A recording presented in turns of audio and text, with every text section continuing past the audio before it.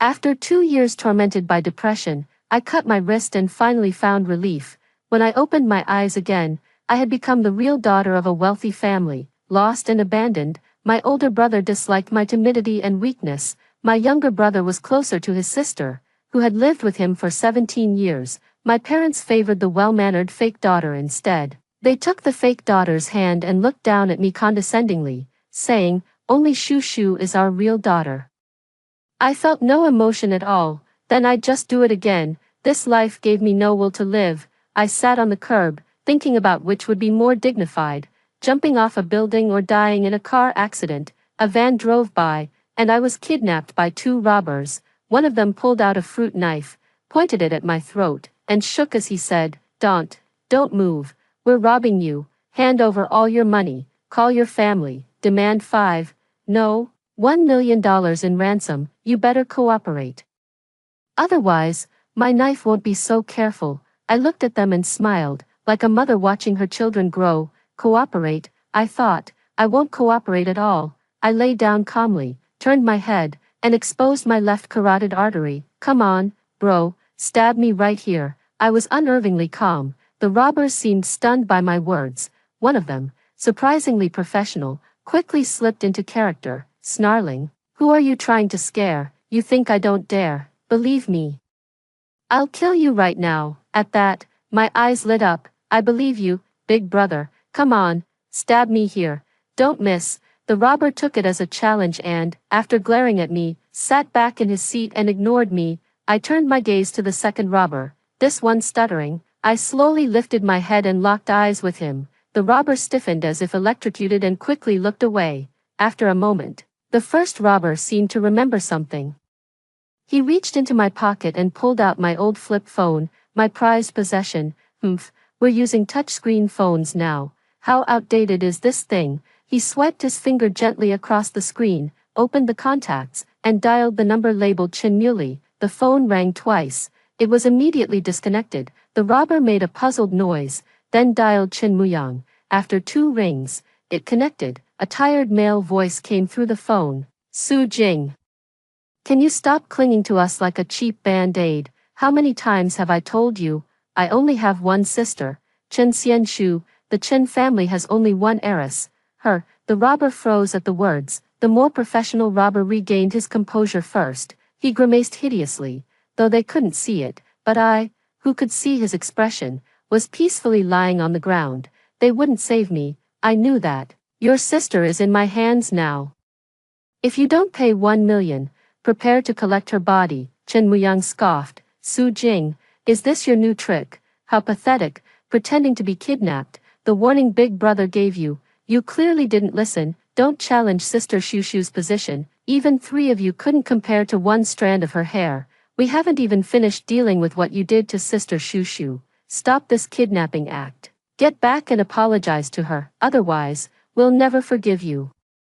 "Does it matter if you forgive me or not?" Before the robber could respond, Chen Xianshu's sweet, childish voice came through the phone. Yang, don't talk to Su Jing like that. She just wants everyone's attention. So she staged this kidnapping. After all, she just wants everyone to care about her. Let's go see her. She's a girl, and she's not safe alone." "Sister, you're just too kind. Did you forget how she mistreated you before? This is just a drama she staged herself, probably trying to squeeze some money out of the family." After saying that, the phone was abruptly hung up. The carriage fell into silence. "I spoke first. I told you, you might as well just kill us now." The older robber looked at me in confusion. "Are you really the Chen family's real eldest daughter? How can you be so messed up?" Both of them turned their gazes to me. I grew impatient. "What are you looking at me for? Can't you have some professionalism? They won't pay the ransom. Just get on with it and kill us." The 2 robbers exchanged a glance, then fell silent again. Annoyed, I snapped, "Guys, what are you waiting for? Invitation to dinner. You want to pay extra in addition to the unpaid ransom. Get on with it already." Before my transmigration, my life was an utter disaster. After transmigrating, things remained unchanged. Still terrible, no matter what. I only want to escape this universally disliked identity. As for the original host, she couldn't even face her own fate, so don't blame me for making this decision. Before my transmigration, I was just an ordinary office worker. I moved through the city like a ghost, workday from 7 a.m. to 7 p.m., without overtime pay or holidays. I had no friends, no family, no hobbies, no savings. Day after day of work left me mentally and physically drained. My memory also started to fade. By the time my memory loss had become severe, I could no longer tell dreams from reality, until one day, while crossing the street, a car nearly hit me, but at that moment, my heart was strangely calm, like a person drowning in the deep sea finally finding a ray of light, guiding her out of the suffocating darkness, soothing the mind soaked in the salty, bitter waves. When I opened my eyes, I realized it had only been a dream, but that feeling of salvation stayed with me. Eventually, I chose to cut my wrist, quietly awaiting salvation, but when I opened my eyes again, it was another disastrous beginning. In that instant, flashes of the host's memories flooded my mind, a true heiress who had been switched at birth, raised by a so-called mother, who repeatedly blocked her from attending school, physically and verbally abusing her daily. Even when she reached school age, she was forced to work at home. The host began to doubt that this woman wasn't her real mother. Believing she was a child she had kidnapped, after police investigation, it was discovered this woman was actually a low-level member of a human trafficking organization. Thus, after age 7, the host spent her childhood in an orphanage. After a miserable 18 years, she finally found her biological parents, but too late. By then, the fake heiress had already won everyone's hearts. The daughter missing for 18 years couldn't compete with the refined, graceful fake relative raised by them for 18 years. Everyone dismissed the real daughter as crude, unrefined, an unworthy liability. Meanwhile, they fawned over the fake, praising her endlessly. No problem with that, if only they didn't drag the real daughter forward to amplify the fake's elegance and nobility. The fake heiress stood amidst a crowd of admirers, looking down at the real daughter with pride. "Mom, you're so kind to me, won't Su Jing get jealous?" Just those few seemingly simple words were enough to make those blood relatives cast the real daughter out. Shaking off the memories of the host, I began to eagerly watch the two robbers before me. They would help me. When I proposed again that they kill us, the carriage fell silent once more, an eerie silence. The two robbers, their heads covered in black stockings, leaned in close, murmuring for a while before ultimately deciding to release me. "Is this woman mentally impaired, bro?" "Pretty sure she is. Let's just ditch her. We'll get nothing anyway, and we'll be stuck with her mess. Let her go." I clung tightly to the seat. "I'm not leaving, not unless you two kill us first." The two finally decided to ignore me and go make some quick money instead. The less experienced robber stuttered out, "Wait, brother. Let's just make some ransom money. Robbing a bank is a bit scary for me." The more experienced one chided him, frustrated. "Scared of what, you wimp? Just take her hostage. We rob the money and run." The younger guy mumbled again, "But we can't get away." "No worries, I checked.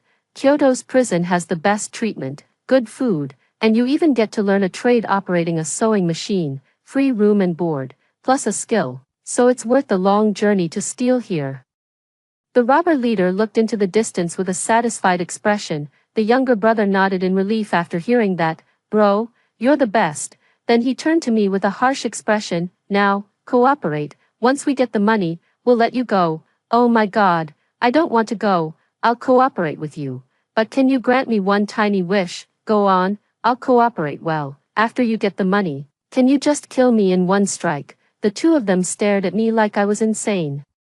To avoid drawing attention, the two fools removed their black stockings from their heads and put on hats and masks instead. The leader took the lead. One hand held his small fruit knife, the other a hammer. Me and the second robber were wrestling at the door. "That's my knife. Let go, brother. I'll play the hostage. Just grant my one little wish. Just move your finger. Won't take much time. Or lend me your knife." The second robber clung tightly to his second small folding fruit knife. "You think I'm stupid? I know burglary is different from murder. Don't try to trick me." Passers-by gathered around to watch. Within 2 minutes, the leader was led out of the bank, handcuffed. According to witnesses, it happened right at closing time in the evening. All the customers had already left. When the leader pulled out his fruit knife, the bank clerks burst into laughter. One clerk pointed out the window and laughed at his colleague. This robbery style is too plain. The second robber was still wrestling with me at the door. Someone nearby had already pulled out their phone to record. When the second robber saw the leader being taken away, emotional turmoil took over. The leader gestured frantically at him. The dimwit thought the leader wanted him to take a fall first. He suddenly broke free from me and charged toward a girl watching nearby. Brother, I tried my best. Ah. The sharp folding fruit knife made the young girl pale with fear. It contrasted sharply with my heroic empty-handed deflection. The scene I'd longed for never materialized, but it didn't matter. As long as I died fast enough, I'd save myself dinner. Lymph meat buns. The folding fruit knife rose high. Amid everyone's screams, I dashed toward the girl. With a quick motion, I pushed her aside. I felt the cold blade slice through my skin. The cold from blood loss and the dizziness brought me peace. This was the feeling, exactly right. I smiled with satisfaction. Finally ending, my body slumped down. In the girl's wide-eyed panic and confusion, I slowly closed my eyes.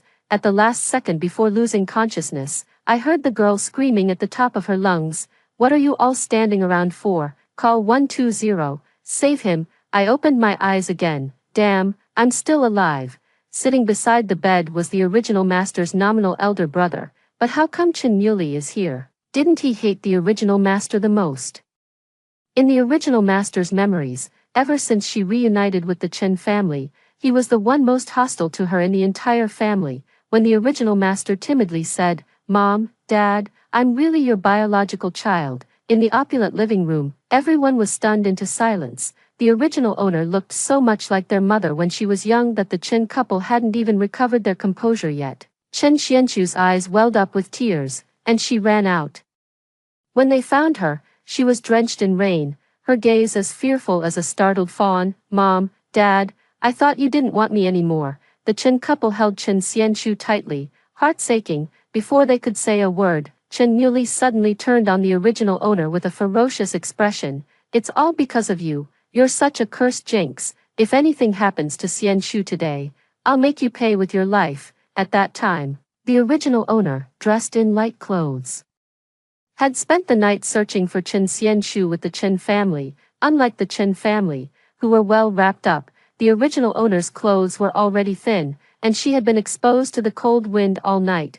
Her consciousness was groggy, and she didn't respond to Chen Muley's words. Chen Muley thought he was right. This country bumpkin wouldn't even dare to argue back. All the Chen family's attention was focused on Chen Xianchu. No one noticed the original owner's weakness. And perhaps no one cared. Such a timid, graceless figure was detested by the Chen family. When Chen Muyang came home from school and heard what happened, he treated the original owner even worse, and so, the original owner lived under this kind of domestic abuse. For a year, she cowered and tried to please them, to restore her relationship with her family, but in the end, all she got was even harsher criticism and contempt from the Chen family. Later, after the original owner was repeatedly accused of framing and bullying Chen Xianchu, she was cast out of the house, utterly alone. Even the clothes the original owner had brought were thrown away by the Chen family, none left for her. The original owner lost everything, and the one who accepted her fate, that was even more miserable. Now, I didn't want the identity of Su Jing, certainly not, especially since the original owner had given it up, before I even saw light.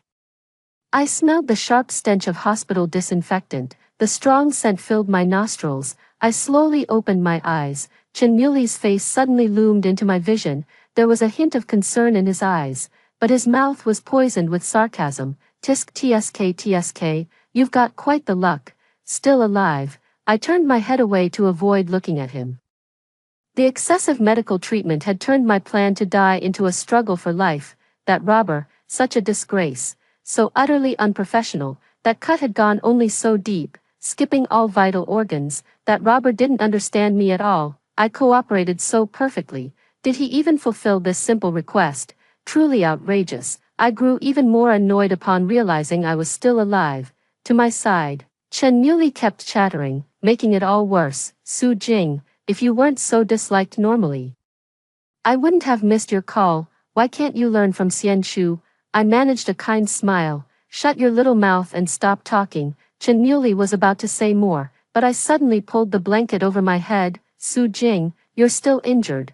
You can't move like that. I ripped the blanket off again. Get lost. Come on, the original owner craved family. Used to want it, but I didn't. I don't even want my own life. Why would I want those useless things? I shifted slightly, trying to get into a more comfortable position.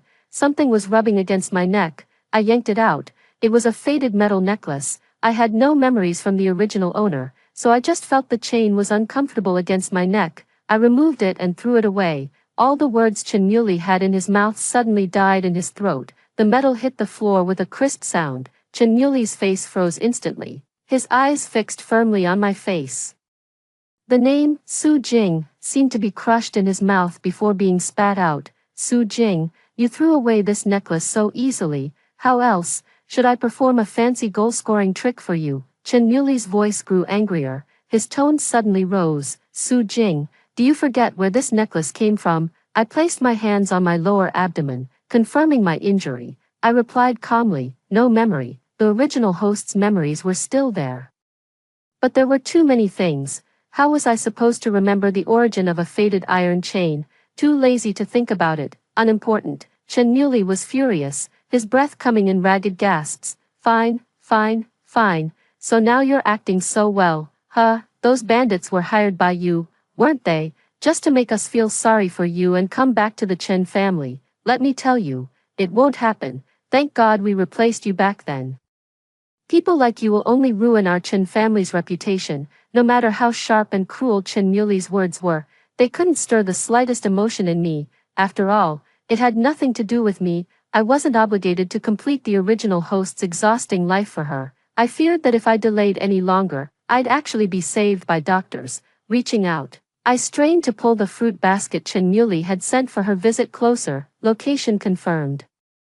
I pulled out the fruit knife from the basket, used for peeling apples. Oh, it was the same kind as the bandit's weapon. Chen Yuli was so angry he turned his back on me, failing to notice my movements. Silently, I gripped the knife in my palm. I opened the folding knife. Casually, I asked, have you paid the medical bills? The original host's poverty exceeded my imagination. I bet she didn't even have the money for bandages. Better to squeeze some value out of Chen Yuli.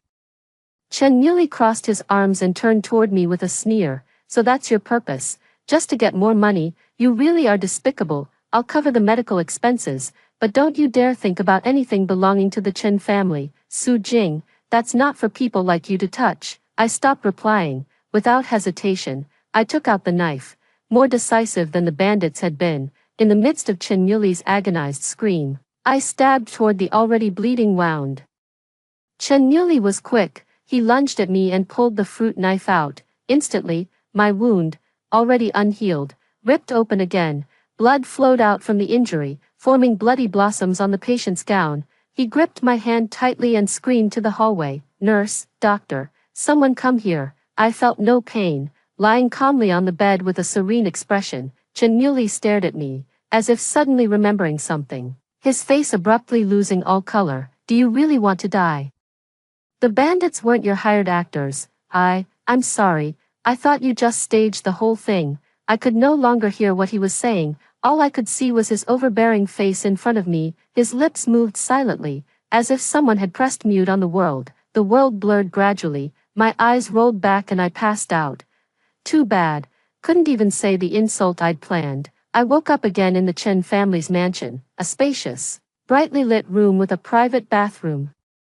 But the original host had never lived here. When I reviewed her memories, she'd lived in a cramped, moldy little room. Even the housekeeper's room in the Chen family was better than what the original host had. After the unpopular original host returned, that room became her final home. Her visit to claim kinship didn't earn her familial affection or compensation. Instead, she received only a barrage of hateful, resentful stares. Night fell. Members of the Chen family gradually returned. I lay in my room, barely hearing Chen Yuli's frantic shouts from the living room. "Dad, Su Jing really had an accident. The bandits weren't actors she hired." The knife glancing off was fine, but the dagger she stabbed herself. "If not for coincidence with the hospital, she'd be dead, mister," Chen replied nonchalantly. "Su Jing may be your blood-related sister, but I knew from the very first glance that she carried the degenerate traits of the poor." A girl raised in an orphanage, already corrupted by society. I sent it obvious you're being manipulated. This girl's scheming intelligence goes beyond your imagination. Such a person returning to our Chin family will only ruin the family's reputation. Why are you pretending to want to die? She's not dead yet, Mr. Chen is right. After all, it was the original owner who came forward to claim her parentage. Chen Xianxu's coming-of-age ceremony was held with great fanfare. Known throughout the city, she saw photos of Mrs. Chen online. They looked too much alike.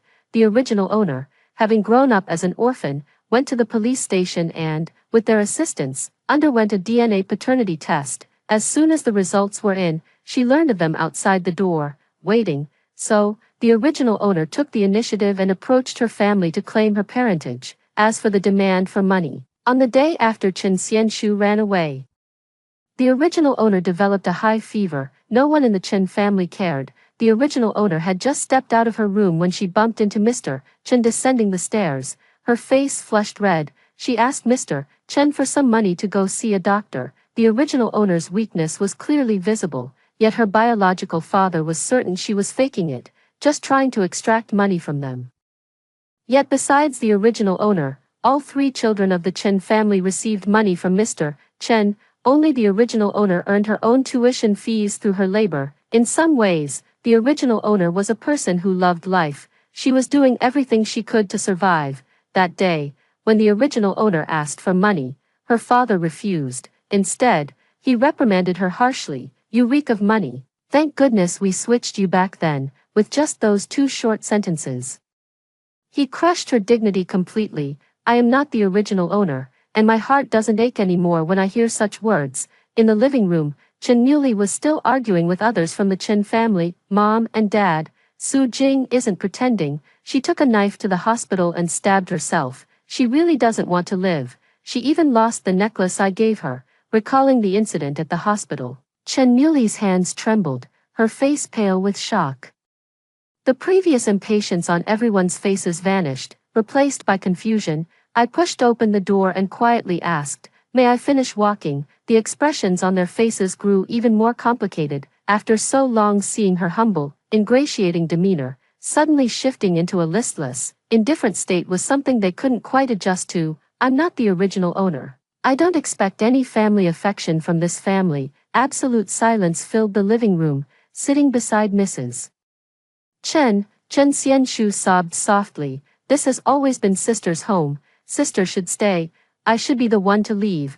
The marriage arrangement with the Shin family should also be sister's to make. Those words seemed to jolt the Chen couple awake. Mrs. Chen snapped back to her senses, quickly pulling Chen Xianxu into her arms and patting her hand in comfort. They spoke arrogantly. You've gone to such lengths just to steal Shushu's marriage proposal. In the end, isn't it just about that marriage proposal? Since you returned to claim your lineage, we haven't had a single peaceful day at home. You've made this household chaotic and miserable, and to drive Shushu away, you even staged all this. I'll tell you today, after raising her for 18 years, I won't let anyone replace her in this household.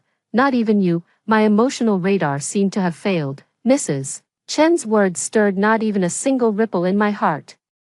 My gaze didn't linger on the people in the living room for even a moment. I walked past them, heading straight for the exit. Chen Yuli took a step forward, blocking my way. Jingjing, what happened at the hospital was my fault, but you should stay at home for now and recover properly. I calmly turned toward him, my eyes hollow. Chen Yuli's apology lacked any sincerity. If only he had transferred a large sum to the original owner's phone after apologizing. I might have shown him a little better attitude. At least, I could have left with some comfort, but nothing came.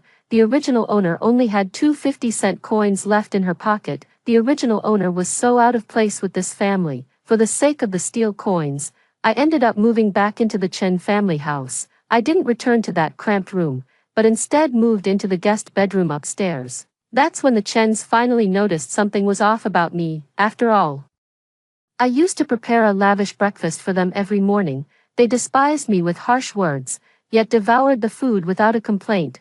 Then they'd turn around and praise Chen Xianxu, saying her hands were meant for playing the piano. Such servile tasks should be left to the original owner, but since my return, I hadn't set foot in the kitchen. The next day, I was lying in bed when my stomach began to rumble. The emptiness brought on by hunger made me rule out the idea of starving myself. I got up and headed downstairs. Standing on the staircase, I heard Mrs. Chen complaining about me. No manners at all. What time is it? Forcing the whole family to wait for her. Chen Xianshu chimed in kindly. Mom, after all, sister is still injured. You're too kind. Shoo shoo, Mrs. Chen replied. Her injury is probably fake. Just pretending to steal your engagement, and you're still defending her. When they saw me clutching my stomach as I came downstairs, Mrs. Chen immediately ordered. Su Jing, go make me breakfast. Mrs. Chen had been a career woman years ago, and her stomach was damaged from years of drinking when entertaining clients. As a result, she had high standards for breakfast. The original owner knew this, so she cooked for Mrs. Chen every morning, preparing stomach-soothing meals. I glanced at her coldly. Mrs. Chen, I'm not here to apply for a maid position. If you need help, please pay me at market rates. Chen Xianshu, standing nearby, smirked maliciously.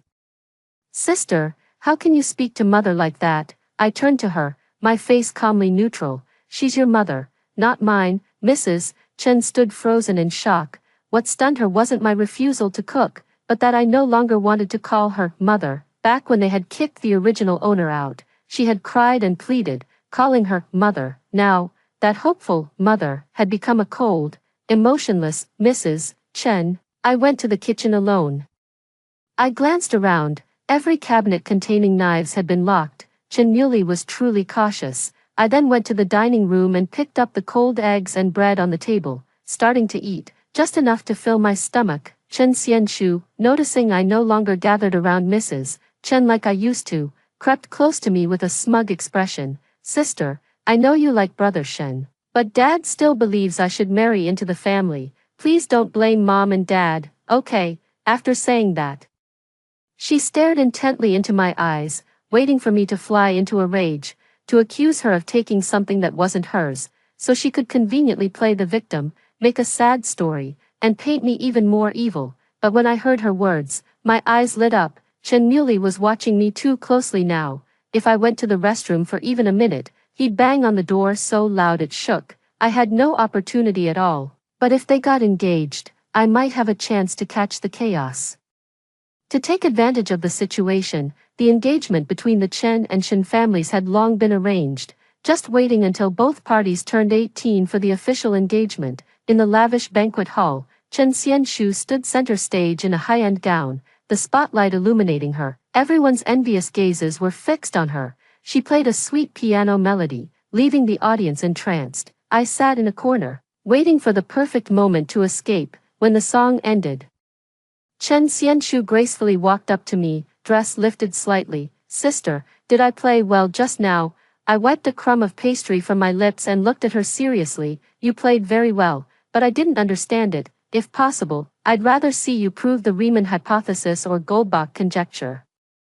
Chen Xianshu's mouth twitched. She leaned close, whispered in my ear with biting frustration, don't waste your efforts. In this circle, even your biological parents won't accept you. A worthless, useless person. She was right. To the Chen family, I was worthless. But to me, the Chen family was equally meaningless. People around me didn't even bother hiding as they began talking about me.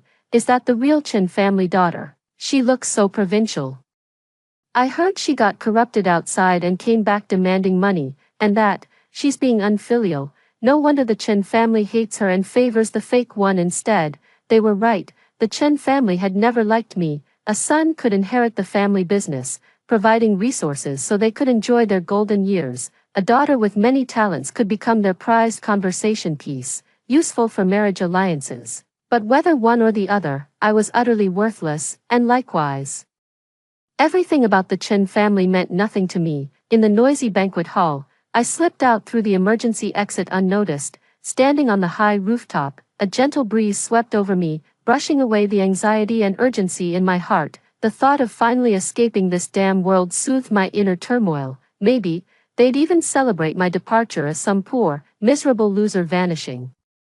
I was just about to climb over the railing to have a negative distance encounter with the ground when a terrified scream pierced the air behind me. Jing Jing, come back, don't do anything foolish. I froze in place, It was Chen Muley again. His eyes were red, and he inched slowly toward me, fearful that any sudden movement might startle me. The worry on his face seemed to overflow. Jingjing, listen to me. It's too dangerous. Come down. Quick. Even as he spoke, he kept walking forward, his arms outstretched as if to catch me. I stared at him, confused. Haven't you hated me? But now, his trembling hands and red-rimmed eyes seemed to tell me he was genuinely worried. I took another step forward, my body fully beyond the railing. Chen Muley panicked, his face contorted, eyes trembling. Jingjing, don't do something foolish. It was my fault. My fault. Just come down, and I'll promise to do anything for you. His eyes burned with desperation, his worry so real it felt tangible.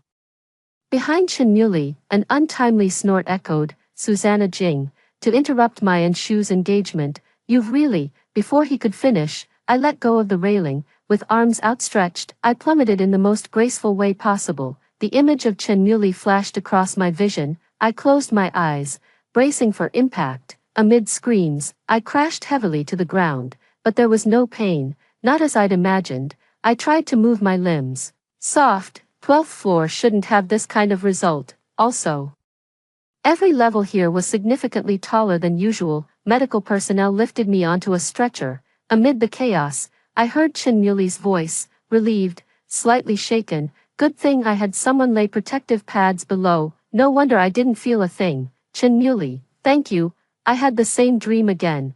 In it, I wandered through a corner of the city like a ghost. A barrier seemed to separate me from the world, and no one around could see me. Following the memory, I found myself back on that road. I stood motionless at the same spot until a sharp screech of brakes cut through the air. I opened my eyes to find myself back at the hospital again. This time, the bedside was surrounded by people, faces etched with concern. They breathed a collective sigh of relief when they saw me awake. A crowd of voices erupted, each floundering to speak first. I furrowed my brow and said, I'm feeling unwell, Mr. and Mrs. Chen, please leave first. I turned my back, no longer looking at them. Behind me, Mrs. Chen sobbed, and Mr. Chen rebuked, Susanna Jing, how can you talk like that? That's your mother. Chen Muley spoke at the right moment. Mom and Dad are feeling unwell. Let's go out and let her rest properly. The noisy crowd dispersed. I glanced around the hospital room.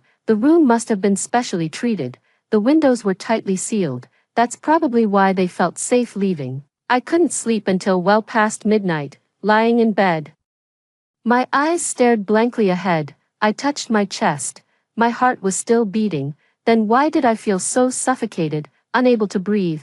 Suddenly, my heart spasmed, like an invisible hand clutching it, preventing it from beating. I didn't know how long passed. The hospital door was suddenly shoved open, and a vague figure appeared before me. He stepped forward, gripped my wrist, and hissed, Susu Jing, what nonsense are you pulling behind my back again? His hands were like iron chains, slowly tightening, as if they'd crush my wrist. If only those hands were around my neck, then I might finally cross the Naiha Bridge tonight, meet the original owner, and properly complain about this terrible life. But the person didn't get the answer he wanted. He threw me onto the bed in a rage. Susu Jing, Shushu already told her parents she'd give up the engagement to you. What more are you trying to do? Ever since we left the hospital, Shushu's been unreachable. Her phone is still in the bedroom. Did you hire someone to kidnap her? Hearing this, I finally snapped back to reality. Kidnapping? That's such an expensive crime. Can a poor fool like me afford it? I can't even afford a mobile payment phone. My entire wallet only holds 2 50-cent coins. Now even those 2 coins are gone. The hospital gown didn't even have pockets. And the worst part, even in this state, the blame lands on me with such precision. Sure enough, this is the script for the wicked side character. I cleared my throat. Since when was she kidnapped? Stop pretending. Since when did I get admitted to the hospital? His face froze. Then he turned and stormed off. Soon after he left, I sneaked out of the hospital quietly, breathed the long-lost fresh air. I walked alone toward the city's bridge spanning the river. Standing at a high vantage point, I looked down. The swift river surged violently. I'd been in this world for so long. Finally, I could leave. I fixed my gaze on the churning water, about to jump in, then suddenly a hand yanked me back. Something sharp pressed against my lower back. Don't move. this kidnapper was much more professional than the last bunch. I cooperated as he shoved me into a van, speeding through the city to the outskirts. At the edge of a broken cliff, behind me, waves crashed against rocks. In front of me stood a smug, patronizing figure, looking down with satisfaction. Her expression was twisted with rage, completely unlike her usual gentle demeanor. On the water's surface, tiny ripples glimmered. The rising sun would soon drive away the darkness of dawn. Chen Xianshu's resentment was perfectly visible in her eyes. Su Jing, you disappeared for 18 years. Why do you come back to steal from me? She began rambling about recent events. After a moment, she calmed down, leaning close and whispering in my ear, Su Jing, today I'll make you understand. When danger comes, I will always be their first choice. I glanced at the kidnapper guarding us, finally understanding, this must be a well-staged performance. Actually, it didn't matter to me who the Chen family chose. I wasn't the original owner. Since arriving in this world, I never had any expectations of the Chen family. Looking at the surging waves, I suddenly had an exceptionally brilliant idea. The Chen family arrived faster than I expected. Chen Xianshu and I were held at the cliff's edge, a single shove from the kidnapper, and we'd fall into the water behind, which could swallow us instantly. Chen Muley, looking haggard, stood not far away, shouting, you name your price. Just let them go. The robber replied impatiently, I'm the robber. You're the robber, only one can stay. Once the rest of the money arrives, I'll let her go. Chen Xianshu sobbed uncontrollably, Mom, Dad, brother, save me, Mrs. Chen darted her worried eyes back and forth between me and Chen Xianshu. Eventually, she said slowly, let Xianshu come first. The money will arrive soon. Don't hurt Jingjing. Everyone nodded in agreement. I had already guessed this. Chen Xianshu smiled with satisfaction and, before leaving, said proudly, Su Jing, I told you, you can never compare to me. You'll never have a place in everyone's hearts. I raised an eyebrow. Is that so? The morning sun gradually rose, scattering shards of gold across the sea. Chen Xianshu was already hiding in her parents' arms, sobbing. Chen Muley anxiously looked at me, Jingjing, don't be afraid. The money will be gathered soon. Your brother will save you, Mrs. Chen also chimed in, Jingjing, Mom will definitely save you. I remained unusually calm, gazing at everyone with a still heart. No need. Everyone froze. I wanted to say something, for myself, for the original owner of this body. After all, from now on, there would never again be a Su Jing. Mr. Chen, Mrs. Chen, you don't need to waste money on me. My name is Su Jing, not Chen. You don't like me, and I also hate you. In the year I lived in the Chen family, I never harmed Xianshu. If you don't believe me, you can check all the surveillance footage. Chen Muley's face turned pale, as if he sensed something.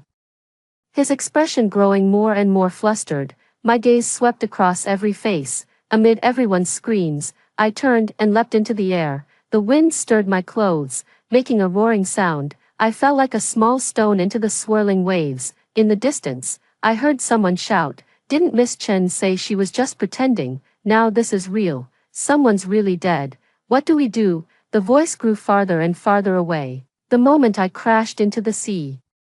A huge surge of seawater flooded into my nose and mouth. My mind, previously hazy, suddenly felt light. Memories flashed through my mind like a slideshow. My time in the orphanage, moving to the Chen family, being expelled and left to wander the streets. I finally understood why I had felt like a ghost, devoid of existence, in my original world. It was my extremely painful fantasy, a world that never actually existed. I was like a ghost flickering through the city. Imagining a peaceful life of solitude, there's no such thing as traveling to another world. All of this was something I had truly experienced. The arrival of death shattered all illusions. I slowly lost consciousness. I realized all along, I was that hated Su Jing. Epilogue. My name is Xinyue, also known as Su Jing. I was saved by the young lady who had saved me unexpectedly outside the bank. Sounds complicated, right? Simply put, I saved her, and then she saved me. At that moment, Lin Jiji sat opposite me, spoon by spoon eating the ice cream in front of her. She held the spoon in her mouth, her eyes fixed on me unwaveringly. After a long pause, she said, there's something I've been wondering. Can I ask you? I put down my juice and nodded. Mrs. Chen received an anonymous paternity test report. The results showed Chen Xianshu is biologically the daughter of Mr. Chen. Mrs. Chen caused a big scene and kicked Mr. Chen out of the board of directors. This is understandable. After all, Mr. Chen originally married into the family and changed his surname to match Mrs. Chen's, but how could you be sure Chen Xianshu is related to Mr. Chen? I also took a spoonful of the ice cream in front of her. She looked at me reproachfully. It's not difficult, logically speaking. If parents discovered that the daughter they've raised for 18 years isn't their biological child, they'd rush to find their real daughter, right?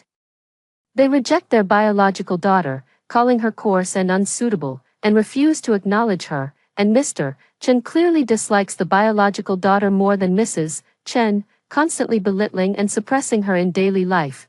Then why did you ultimately choose to jump into the sea? Couldn't you just reveal the truth straightforwardly? Lin Jiji scooped another spoonful of ice cream, and I immediately followed suit. Ignoring her condemning gaze, I continued.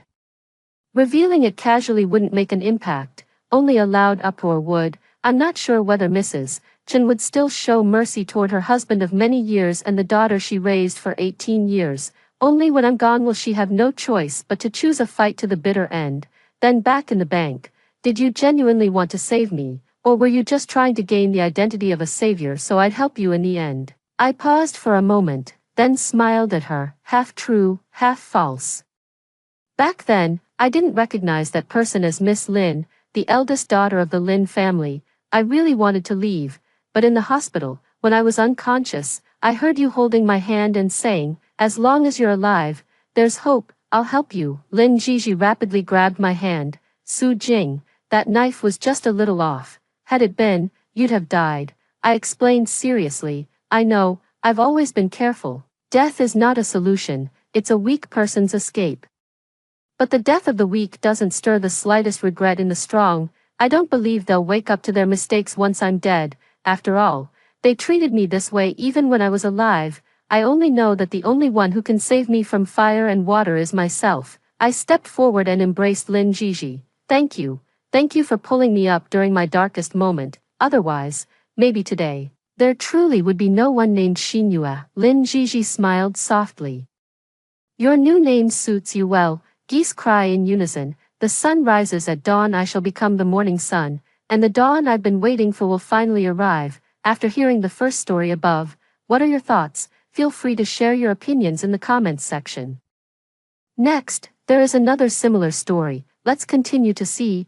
I stood outside the hospital room, unable to resist a shiver. It was only then that I realized I was drenched from head to toe. Having sprinted all the way in the rain, my body trembled involuntarily. Song Jinyan's junior colleague stood at the door, looking troubled. Sister Meow Meow, senior brother, he doesn't remember you anymore, move aside. I tried to keep my voice calm.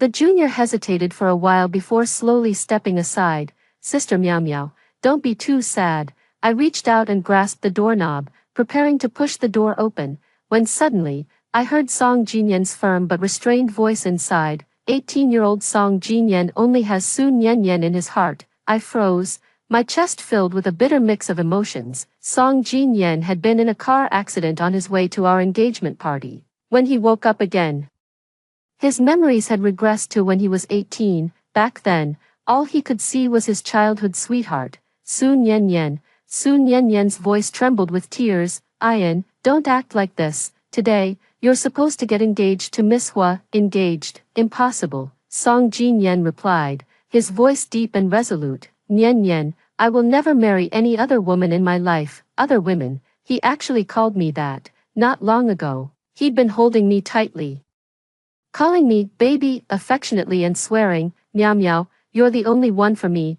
I couldn't bear to think further, so I suddenly pushed open the door. Inside, Song Jinyan and Su Nianyan were tightly embracing. Hearing the noise, they turned to look at me. At that moment, a barrage of bullet comments suddenly appeared mid-air. This second male lead is way too deceitful. It's pretending to have amnesia. Ha ha ha. Nianbao must be about to soften now, pretending to lose memory. What is going on? I stood stunned for a moment, not processing what was happening. The bullet comments kept scrolling in the air. Whoa, this second male lead is such a good actor. The green tea tactics are so slick, Nianbao is just too kind-hearted. This little trick is completely under control. I can't wait to see the male protagonist go crazy with jealousy. This was completely absurd. After thinking for a long time, I finally understood what the comments meant. Song Jinyan was pretending to have amnesia, just to win over Su Nianyan. How could that be possible? Suppressing the storm of thoughts in my heart, I forced myself to walk calmly towards Su Nianyan. Without a word, I raised my hand to strike her. Meow meow, are you crazy? Stop right now. Song Jinyan's eyes widened, his face flushed with anger. He seized my wrist, so tightly I felt my bones were about to break. He clearly remembered my name. My heart sank to the bottom. Initially, I only had 3 parts suspicion about Song Jinyan. Now, it was directly up to 8 parts. The bullet comments began scrolling wildly again. This evil femme fatale is causing trouble again. It's just jealousy toward Nianbao. But Nianbao is simply more lovable than her. Bad women will get their comeuppance eventually. Meow Meow's ending is so satisfying. I stared at Song Jinyan's face through the endless scrolling bullet comments, forcing a bitter smile. You're protecting Su Nianyan. She already knows we're about to get engaged and still embraced you. How can I not hit her? And you said you lost your memory, but you clearly remember who I am. Song Jinyan abruptly shook off my hand as if I were some disgusting thing, his voice as cold as ice, capable of freezing one to death. Miss Hua, I'm not your boyfriend. We're not getting engaged. You have no right to behave like this here. As for you, I vaguely remembered your name just now. But that's it, I can tell you clearly, I don't love you. A wall of nice flashed rapidly across the bullet comments. I staggered backward, dazed. Song Jinyan's acting is simply too good. Had it not been for these bullet comments, I would have remained completely deceived. So all those, I love you, as from before were fake. He lied to me so many times. But today's one line, I don't love you, was the only one he said with genuine sincerity. Su Nianyan looked frightened. Timidly tugging at Song Jinyan's sleeve, Song Jinyan turned his head, gently patting her head before looking back at me. Miss Hua, please leave immediately. I practically ran away in utter embarrassment. I first met Song Jinyan during college, when he was a graduate student who came to substitute as a teaching assistant. He was handsome, had excellent grades, and carried himself with remarkable grace and politeness. The only flaw was his family's poor financial background. Beyond that, he was flawless. I fell for him instantly. I took every chance to strike up conversations, sought his help with academic questions, and assisted him in every way possible. I went to great lengths to win him over. When Song Jinyan graduated and wanted to start an AI company, I backed him fully, invested money, helped him build connections. The company thrived. And Song Jinyan transformed from a poor student into a new tech elite. We naturally ended up together.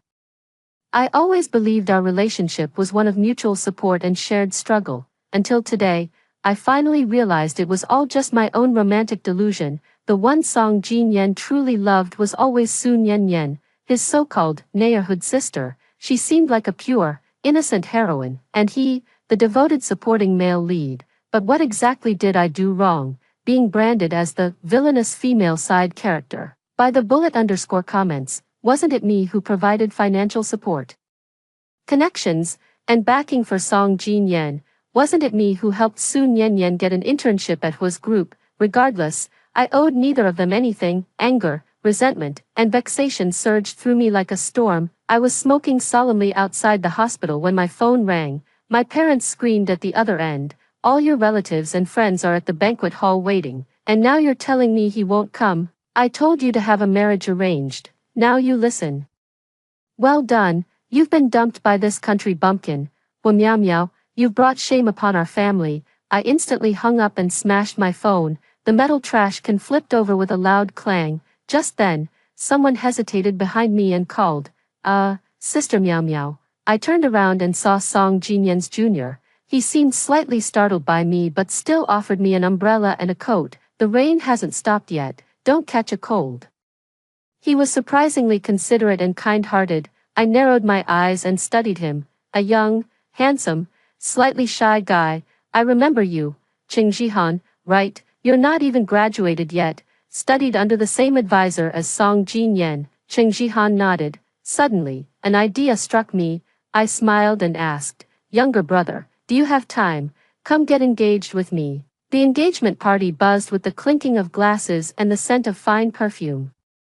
Guests kept approaching to congratulate me and Cheng Jihan, although it went relatively smoothly. Changing partners at the last minute was still better than being abandoned. At least it preserved the veneer of dignity. Late at night, after Cheng Jihan sent me back to my place, he stopped me as I was going up. He still wore his formal tuxedo from the banquet, tall and elegant, handsome, his eyes shining like stars under the streetlights. "Sister, have we gotten officially engaged?" he asked. I laughed. "Of course not. I'll give you a generous fee as payment for today's performance. In a year, when I've made arrangements, we can officially annul the engagement." Cheng Jihan stiffened entirely, his face turning pale in an instant, nearly squeezing out the words through clenched teeth. "I don't want your appearance fee, want something else. That would be greedy." I showed no mercy and turned away to leave, perhaps from the rain and the alcohol. I slept uneasily that night. My dreams fragmented and bizarre. The next morning, when I went downstairs, I saw Cheng Jihan's car parked in its place, unmoved all night. I furrowed my brow, walked to the driver's seat, and tapped on the window. The window rolled down, revealing Cheng Jihan's ashen face, appearing he hadn't slept well all night. "Younger brother, you've been sitting here all night," I said coldly, "even if you're a son-in-law. The door to the Hua household isn't so easy to enter, so there's no need for you to resort to false suffering. It won't work." Cheng Jihan tightened his lips. I just came to pick you up for work." He was an intern under Song Jin Yan's supervision, while I was the investment manager handling various affairs. We were in the same company. I was not in a good mental state at the moment, so I didn't refuse. At the company's entrance, Cheng Jihan offered to buy something and told me to go upstairs first. Humph, quite childish. After being lightly stung by me in the morning, he immediately knows how to keep his distance. Quite amusing, like an inflated little pufferfish. I couldn't help but smile slightly, but the good mood didn't last long, because I ran into Sun Yanyan again. Sun Yanyan was wearing a white dress, her demeanor calm and graceful, yet lively and spirited. Only the two of us were in the elevator. Sun Yanyan suddenly said, "Miss Hua, I've grown up with Jin Yan. He's like my big brother." I laughed angrily. "Big brother? A brother who has no blood relation and can hug in front of someone's girlfriend? Miss Su, what exactly do you want to tell me? Want to show that you have no manners at all?" In an instant, the comments reappeared on the screen. "Ah, bad woman, why did you bully my little goose?" The crucial plot point where the female side character gets embarrassed is about to happen. But let me whisper. I think what the side character said is not wrong. Even siblings should keep their distance. I pondered. It seemed that the comments only appeared at the critical plot point. Sun Yanyan blushed and tears welled up. "Miss Hua, big brother doesn't remember you now, and he doesn't want to see you. Why don't you leave?" Oh, her true feelings are revealed. A sudden surge of anger rose in my heart. I stepped closer to Sun Yanyan, my eyes grim, voice cold. "Doesn't want to see me? What right does Song Jin Yan have to not want to see me? I'm his investor, and this company is 30% owned by the Hua family. As long as I withdraw my funds and contacts, Song Jin Yan would have to kneel and beg me today. Miss Su, tell me, by then, will he still want to see me?" Sun Yanyan's face turned deathly pale. Kind of satisfying. Was this what the villainess originally meant to say? Actually, looking at it from another angle, the villainess gives both resources and money. The second male lead is indeed a little ungrateful. If you don't want it, just say it instead of taking the benefits and then pretending to lose memory. The elevator made a ding sound. Sun Yanyan suddenly had an emotional breakdown, tears streaming down her face, her shoulders trembling, but she still summoned the courage to yell at me. "Miss Hua, you don't understand Big Brother and don't love Big Brother at all. What you're doing is clearly humiliating Big Brother with money. Even if you hit me, scold me, I have to tell the truth." As if in extreme panic and sorrow, a sharp, cold voice sounded behind me. "Wa meow meow, how dare you make her cry?" Song Jin Yan stood right behind us. He stepped into the elevator, took Sun Yanyan's hand, gently wiped away her tears, and softly coaxed her in a calm tone. "So the real way to love someone is to want to treat her as a child, holding her in the palm of your hand." When Song Jin Yan looked up at me again, His gaze was dark and filled with suppressed anger. Hua miao miao. Do you have some issue with Nian Nian? I let out a cold laugh. Miss Su is so capable, I wouldn't dare hold any resentment toward her. Song Jinyan detected the sarcasm in my tone. He didn't back down, his voice even heavier. Hua miao miao, just what did Nian Nian do to offend you? Give me an explanation. I stared at Song Jinyan coldly. In the next second, someone suddenly put an arm around my shoulders. Cheng Jihan's voice, smooth and amused, sounded beside my ear, warm and ticklish. What's going on so early in the morning? Song Jinyan's emotions eased slightly. Perhaps he finally realized that personal matters weren't something to air out at work. He rubbed his temples, looking weary. Miss Hua, I've heard we're partners. I hope you'll take my opinion into account. Don't hold grudges against Nian Nian. She wasn't as lucky as you, born with everything. Hearing this, Cheng Jihan let out a sudden, derisive snort. To blame others' hard work entirely on luck, it's truly shameless. With his slender fingers, he gently tucked a loose strand of my hair behind my ear, while the other hand handed me a slice of cake. I reached out and took it. Song Jinyan froze completely. He seemed to have heard nothing of what Cheng Jihan said. He just stared at the tender way I interacted with Cheng Jihan, at the rings on our ring fingers. His voice grew oddly strained. Jihan, when did you start dating someone? Cheng Jihan smiled, but his gaze held a faint glint of cruelty and challenge. It's not dating, it's engagement. We just got engaged yesterday. Song Jinyan's stance seemed to be struck by something invisible. His body wavered, his face grew paler. With whom? My eyes darkened, warning Cheng Jihan. He gave a barely noticeable sigh, then jokingly said to Song Jinyan, Senior brother, you must really have gone completely out of your mind. Can't you just remember for yourself?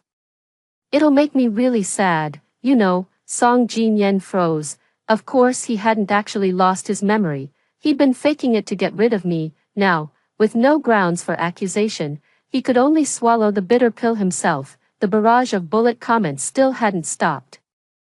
Shouldn't this part be the side character bullying the heroine, only to get slapped by the second male lead? Is this a new third male lead? So handsome. Song Jinyan's expression is so weird. I feel like he keeps eyeing the side character. In a daze, I thought the color of those bullet comments seemed to grow a little lighter. That morning, Song Jinyan came to see me repeatedly, as if trying to confirm something. Each time, he almost spoke, then swallowed the words back. I smiled, half amused. Song, you've truly lost your memory. You're completely clueless about company affairs. Song Jinyan paused in his words. Sun Yan came to his defense. Big brother is smart. He'll understand everything soon. I turned to Sun Yan. Miss Su, why are you still here? Isn't your supervisor busy these days? Sun Yan fell silent. At noon, Sun Yan's supervisor came to confront her. It was my brother Hua Yanli who messaged me. Come have lunch with me, firm. Cold, and absolute, no room for refusal. In our Hua family, relationships between members are always strained. Hua Yanli didn't even attend my engagement party yesterday, yet today he unexpectedly came to see me for lunch. How rare. I leaned back in my chair, clicking my fingers one by one on the tabletop. A memory suddenly struck me. I'd heard that Sun Yan, despite having been interning at Hua Group for less than a month, had offended a client. Yet Hua Yanli had acted out of character. Instead of punishing her, he'd instantly promoted her to executive assistant. I'd always been busy, never really paying attention to such matters. Only now did it dawn on me, if this world were truly a sweet romantic novel, then the cold and domineering CEO of Hua Group would be the male lead. Hua Yanli arrived quickly. His cold gaze casually swept over Sun Yan and Song Jinyan. There's too much food, let's eat together. I became slightly interested and helped the assistant serve the dishes. You really went to a lot of trouble. Hua Yanli didn't look at me. His gaze was intensely aggressive, fixed on Sun Yan, his tone slack and unrestrained. After all, I'm worried my woman won't be able to stomach food from outside. Sun Yan's expression instantly became magnificent. Song Jinyan's breathing suddenly became heavier. I really wanted to take a pot of soup in my hand and splash it on the three of them in turn. The meal was filled with smoke and strife. Hua Yanli and Song Jinyan wore distant smiles, their words full of obvious and hidden hostility, sarcastic and mocking. The bullet comments were jumping with joy. The male second is super loving. The male lead's eyeballs are about to pop out. Stop arguing. I support you three being together. Song Jin Yen, after all, was a few years younger. He was provoked by Hui Yanli to instantly change color and suddenly stood up. Sun Yen Yen hurriedly pulled him, then served him food. Brother, eat your meal properly. Okay. Song Jin Yen actually sat back down patiently. Hui Yanli's hawk-like eyes fixed on Sun Yen Yen's hand, containing a threat. Sun Yen Yen was frightened and quickly let go of her hand. The oyster that had been caught halfway into the air fell into my bowl. I stopped the chopsticks, for an instant. My stomach turned upside down, and I couldn't stop feeling nauseous. I quickly threw the bowl and chopsticks full of food into the trash can. The room fell silent, and everyone looked at me. Sun Yen Yen's eyes were red again. Miss Hua, did I do something wrong again? Song Jin Yan's brows furrowed. Hui Yanli's face turned ugly. He was always used to giving orders, but now his voice became even colder. Hui Miao Miao, what do you mean? Where's your manners? Oh, my dear brother. Now you've finally involved me in defending your lover. I remained calm. I'm allergic to seafood. Have you forgotten? It was a severe allergy that could be fatal. I couldn't help feeling nauseous when I saw seafood in my bowl. Of course, Hui Yanli knew this, but like Song Jin Yen, he chose to forget, because for them, I was unimportant, someone who could be ignored and forgotten. The expressions of both Hui Yanli and Song Jin Yen became somewhat uncomfortable, but Hui Yanli still said, "It's understandable, but Miss Su didn't know this. You're being too impolite. Apologize to Miss Su." Sun Yen Yen silently cried, as if she was truly wronged, waiting for me to say sorry. I stared at Hui Yanli for a few seconds, then couldn't help but smirk sarcastically. Apologize? Hui Yanli, what kind of act are you putting on here? Standing up for your sweetheart, but she doesn't even want to look at you twice. Also, this is my company. If you don't understand the situation, go to the supermarket entrance and figure it out before speaking. Seeing my defiance, Hui Yanli exploded with rage. As I had said, this was my company. Security soon came and escorted him away. I even sent a message to my parents, introducing them to Sun Yen Yen. That afternoon, Cheng Jihan handed me a document. I was standing by the window smoking, took the document, glanced at it briefly, and lit it. The paper ash fell into the ashtray, leaving no trace. I exhaled deeply. What's thinking? Cheng Jihan suddenly asked as he stood beside me. I smiled malevolently. I'm thinking, I'll scatter them all. As an evil female side character, I would be constantly humiliated by my brother and ex-boyfriend, to highlight their love for Sun Yen Yen. That's really interesting. Only me, someone kept torturing. But what if I were unwilling? What if I wanted to trample those who thought they were the main characters under my feet? Cheng Jihan didn't respond. I couldn't help but turn my gaze to his face. What are you thinking again? Cheng Jihan lifted his lowered gaze, staring at me intently. I'm thinking about how I can be a dog for you, so you won't abandon me. The words were painfully blunt. I froze for a moment, then burst into laughter, pulling his hand to crush the cigarette but into his palm. Cheng Jihan winced in pain but didn't move or flinch, letting a scar form on his palm. It seemed nothing could push him back. Then think carefully. I leaned in seductively. Come up with something special, and I might give you a chance. When I got off work, Song Jin Yen was waiting for me. Miao Miao, thank you today. He stepped forward, his voice tenderly gentle. For what? I subtly pulled my hand free, only to hear him add, for getting Mr. Hua to leave. Did Song Jin Yen really think I got Hui Yanli to leave because of him? I lowered my head, pressing my lips together, offering a slightly bitter smile. Jin Yen, I just hope you'll be happy. A flicker of emotion crossed Song Jin Yan's face. Touched and moved. Let me take you home, he said. I didn't refuse. As the car turned the corner, I thought I saw a slender figure standing still, watching. It was Cheng Jihan. He looked cold, desolate, almost pitiful. Before leaving, Song Jin Yen hesitated. Actually, fragments of memory occasionally flashed through my mind. Things that seem to involve you. He's trying to win my favor now. He can't bear to give up the benefits I offer, yet can't let go of Sun Yen Yen's affection. I struggled hard to suppress the urge to laugh. Instead, I forced a few glistening tears. Jin Yen, I knew you still had me in your heart. He seemed deeply guilty and said nothing before leaving. A few days later, Song Jin Yen and I went to a city university. Artificial intelligence, as an emerging industry, desperately needed cutting-edge technology. If we could establish deep cooperation with university labs, the company would develop far more rapidly. I could mobilize resources in the financial world, but I couldn't persuade these academic elites. The reason I needed to keep Song Jin Yen stable was to establish contact with Professor Lee from a university, Song Jin Yen's graduate advisor. Professor Lee warmly welcomed us and invited us to stroll through the campus. As we chatted, he asked Song Jin Yen, "I heard you had an accident and lost your memory. Do you remember me?" Song Jin Yen could hardly respond. Professor Lee smiled gently and reassured him, "It's okay, you don't have to remember your teacher, but please don't return the knowledge you've acquired to me as well." With me, Professor Lee was indifferent and cold. He was an old-fashioned man, highly patriarchal, with a strong dislike for women taking charge, but I didn't care as long as the contract could be signed. Unexpectedly, Sun Yen Yen suddenly appeared. She immediately warmly linked arms with Song Jin Yen, saying, "Brother, you're actually here too." Then she introduced herself to Professor Lee as Song Jin Yen's girlfriend. Clearly, my parents, knowing Sun Yen Yen existed, had pressured Hui Yanli. Sun Yen Yen knew Hui Yanli would never marry her, so she decided to seize onto Song Jin Yen instead, but her timing was entirely inappropriate. Professor Lee's expression darkened as he turned to look at me.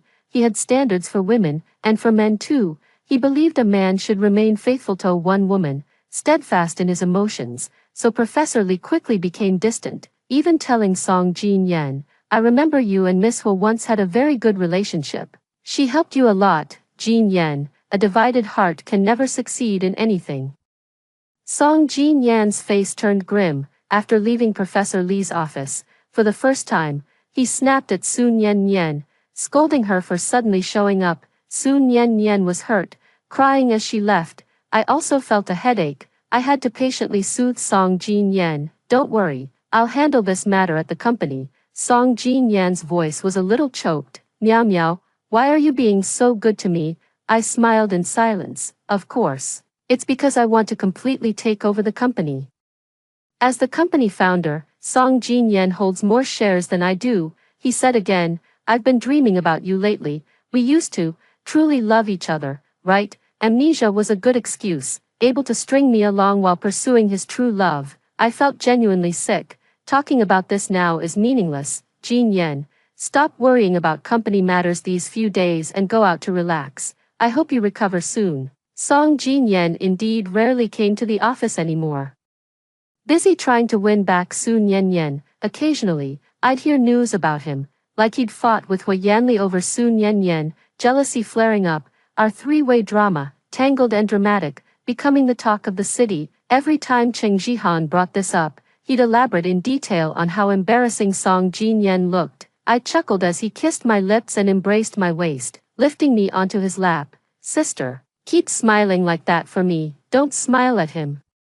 This pretty puppy was so obedient, so skilled at flirting. He was also quite talented. Yes, both in bed and in his position, he had equal or even superior talent and ability to Song Jin Yen, so I happily let him lead several projects. One day, Cheng Jihan saw a contract I'd drafted on my desk and suddenly told me Professor Lee was his maternal uncle. I was shocked. Cheng Jihan turned slightly red, saying, "To avoid misunderstandings, I usually don't mention it." After that, things went smoothly. Our cooperation with the university lab progressed well, and I successfully reclaimed the shares. It was time to destroy Song Jin Yen completely. To thank Cheng Jihan, I agreed to go shopping with him. The puppy enthusiastically pulled me into a dress shop. Once inside, I realized the store specialized in wedding gowns. I sighed. Didn't I say from the beginning I wouldn't get married? Cheng Jihan was very persistent, holding me and burying his head in my neck, saying, "But I think this one suits you perfectly, you'd look so beautiful in it." His fluffy, warm head tickled me, and I couldn't help but laugh. Suddenly, I saw Song Jin Yen in the distance. He stood across the pedestrian street, gazing through the transparent shop window at me and Cheng Jihan laughing among the white wedding dresses, his whole body stilled like a statue, his face turning an unprecedented pale. I understood what this meant. The puppy seemed obedient, but actually had many tricks up his sleeve. When Song Jinyan fled in disgrace, I turned and slapped Cheng Jihan.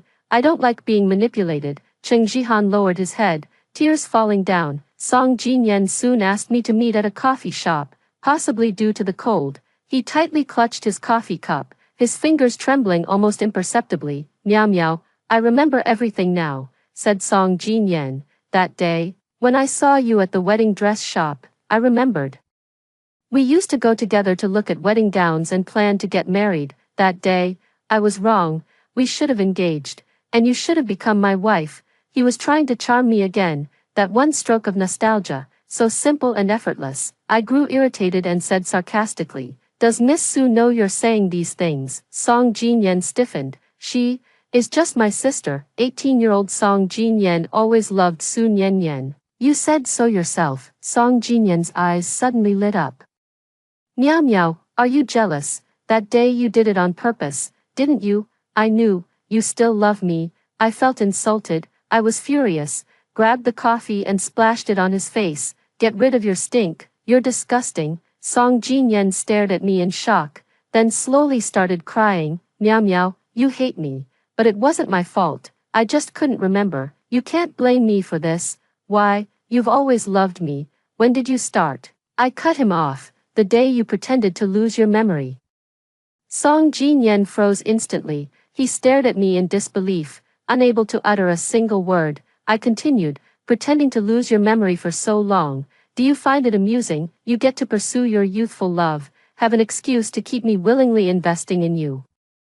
No matter what choice you make, you're never held accountable by public opinion or moral judgment." Song Jinyan, when you play with others' feelings, do you feel clever? Son of a bitch, do you feel proud? After I finished, I turned away without another glance at him and left. Not long after, my father celebrated his birthday. The Hua family was one of the most affluent families in the city, and prominent figures gathered for the occasion. Su Nianyan also came, as Hua Yanli's female companion. Song Jinyan stood at a distance, staring at them intently, his expression unreadable. After a long time, the familiar barrage of comments resurfaced. "Is this the scene? The evil female lead drugs Nianbao, trying to ruin her, then the male lead steps in, and the two ignite in passion." Exactly, this incident was the trigger leading to the evil female lead's downfall. I found it quite entertaining.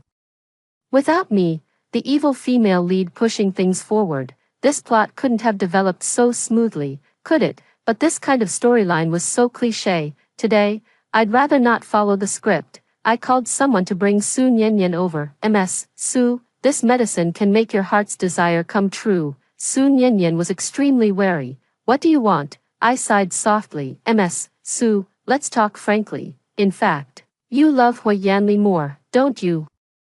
But you hate that he treats you merely as a plaything and refuses to propose. But today's occasion is different. In front of so many people, you're bound to successfully marry into the Hua family, and besides, I'll help you too." Su Nianyan seemed convinced. "What's your purpose?" I squeezed out a few tears. "My purpose is clear enough, Ms. Su. I just hope that Jin Yan won't leave me." This reason was logical, plausible, and convincing. Su Nianyan believed it easily.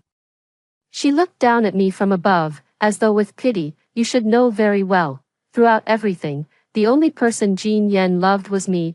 It's always been that way. But no matter how much she loved him, she, Su Nianyan, couldn't have both men. The Hua family's power was too great, and Su Nianyan was no fool." After she left, I sat alone in the garden drinking tea. Someone approached me, gently pulling me into his arms. "Sister, are you over it now?" I smiled softly. "Depends on your actions." But Cheng Jihan remained still.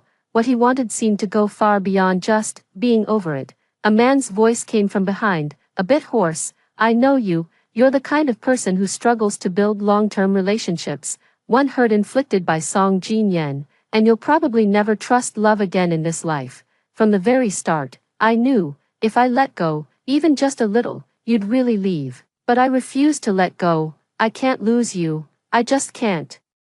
So even if you refuse to take a single step toward me, just stay where you are. Wait for me to walk those 100 steps between us. Don't retreat, don't push me away anymore, okay?" His arms tightened, as if he wished to bury me into his own flesh. His breath became uneven and hot, brushing the back of my neck, mingling with something damp and scalding, seeping through my collar. It burned so intensely, my heartbeat caught. He was crying. I said nothing. Cheng Jihan slightly eased his grip, crouching in front of me like a wronged giant dog. His handsome face looked haggard, his tone anxious and disjointed. Miao Miao, you're being unfair. You can't deny me a chance just because someone else made a mistake. That's not fair. What he wanted wasn't a tender bedmate or a flirtatious companion in the affairs of passion. What he wanted was my promise and genuine heart. I found it troublesome, yet a bit soft-hearted. I'll think about it.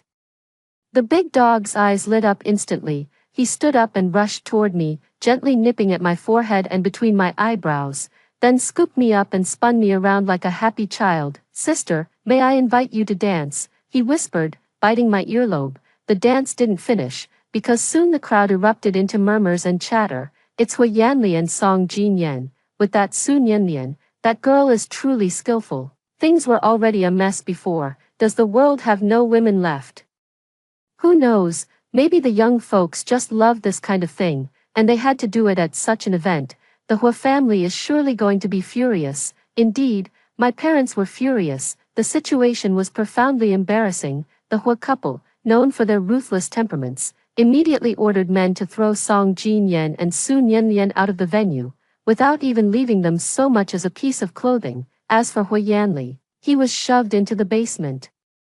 The bullet comments flashed rapidly. Has Nianbao finally captured both the male lead and secondary lead? Above, you've been reading too many novels. After this, no one will marry the female lead. Whoever marries her would be laughed at. How did the plot turn out like this? I don't understand. Wasn't there only one male lead? Could it be the villainess done something terrible? I couldn't help but laugh out loud. Cheng Jihan asked me, "What's wrong?" I smiled without speaking. Yes. It was me. Judging by this, calling me wicked might be somewhat justifiable, but I also respected the will of the parties involved. After all, Song Jinyan loved his childhood sweetheart so deeply, and Sun Yanlian was so confident in Song Jinyan's love for her. They should be rather happy, right? The bullet comments continued rolling, but the colors gradually faded until they vanished completely in the air. I knew these comments would never reappear.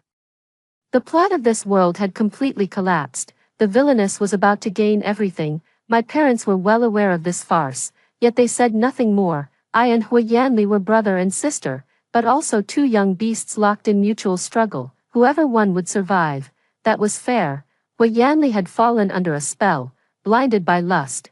That was his own weakness. The shares and property originally belonging to him soon transferred to my name, not long after. I used a marriage arrangement as a pretext and offered him to a powerful female businesswoman. I heard she enjoyed intense games, and took particular delight in taming men like Hui Yanli. As for Song Jinyan's company, because I held a majority of the shares, the remaining shareholders unanimously agreed to appoint me as the new president, and kicked Song Jinyan out of the board. Sun Yanlian once came to me once, crying hysterically, demanding, "How could you be so cruel?" I stayed silent for a long time, then asked her, "Do you believe it?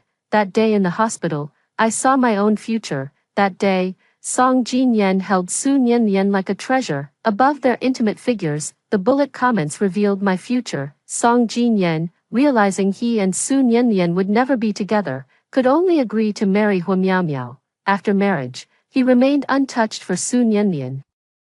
Enraged by jealousy, Hu Miao Miao sought someone to kill Sun Yanlian, but was discovered by Hui Yanli and Song Jinyan. Thus, she was expelled from the Hua family. In the dead cold winter, she died on the street, barely clothed, dead on the street in the dead of winter. I asked myself, had I wronged any of them? Was I not good enough? Did I not deserve love? No, it was they who were unworthy of my love and kindness. Their lives were too worthless to bear it.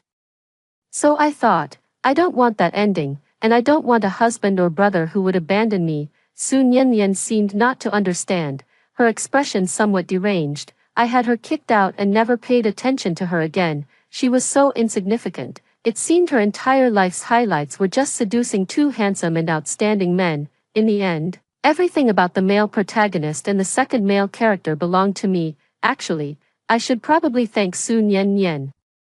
With just a slight nudge from her, she toppled Song Jin Yen and Hui Yenli, making them both fall hard and unable to recover, paving the way for my triumphant comeback. I am very satisfied with this ending. After hearing the two stories above, what are your thoughts? Feel free to share your opinions in the comments section. Looking forward to hearing from you. If you liked this story, don't forget to like it, share it, and subscribe to my channel. See you next time.